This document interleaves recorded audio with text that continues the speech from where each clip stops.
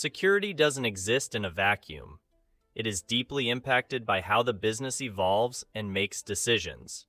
Whether your company is acquiring another organization, spinning off a division, or forming strategic alliances, each process introduces new risks, assets, and attack surfaces. Your role is to stay ahead of these shifts and integrate security into every stage of organizational change. Before you dive into technologies, tools, and threat models, you need to understand something critical. Business decisions shape your security landscape. As a security leader, you're not just protecting systems, you're protecting the business through every stage of change. Whether your organization is acquiring a new company, spinning off a division, or forming a governance committee to shape future strategy, your involvement determines whether security is proactive or patchwork.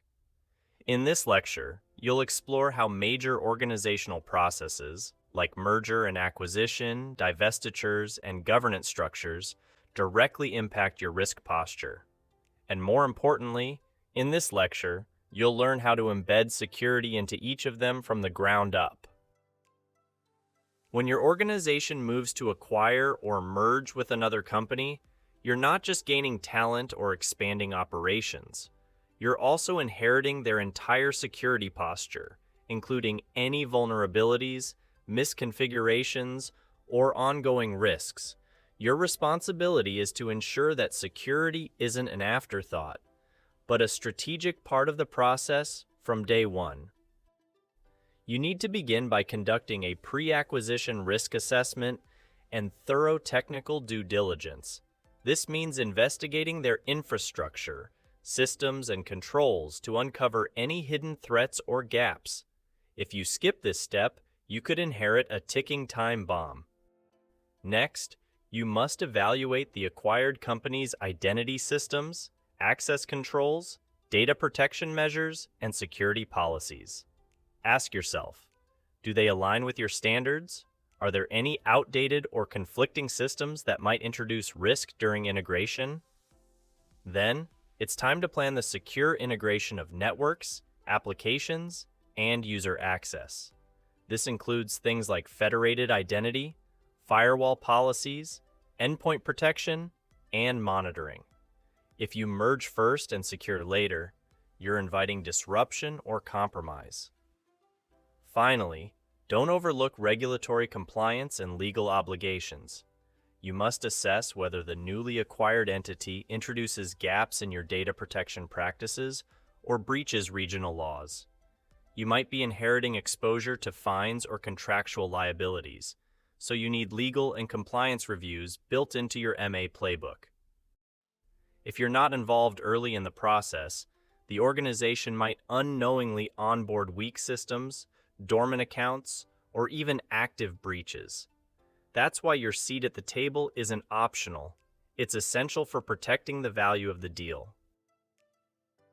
When your organization divests a business unit or spins off a new entity, your responsibility shifts to ensuring that infrastructure, data, and access are cleanly and securely separated. You need to approach this with precision, because a divestiture done carelessly can expose both parties to unnecessary risk. Start by defining clear data ownership and access boundaries. You must ensure that each organization only retains access to the systems and information they're authorized to manage post-divestiture. Anything shared or inherited must be documented and controlled.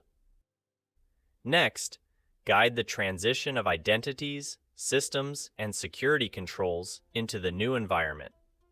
Whether it's user accounts, email, network resources, or cloud workloads, every piece must be properly transferred or decommissioned to prevent confusion and exposure.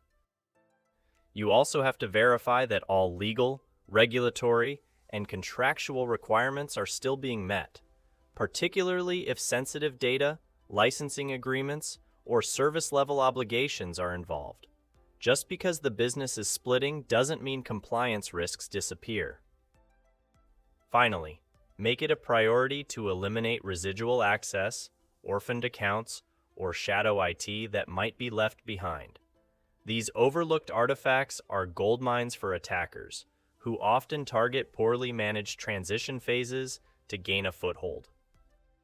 Divestitures are complex and high risk from a security standpoint, but with your attention to detail and proactive planning, you can help both organizations exit the process with security, trust, and operational clarity intact. You need to actively participate in governance forums such as security steering committees, audit committees, risk councils, and executive boards. These are not just meetings. They're where the organization's direction is shaped and your voice matters.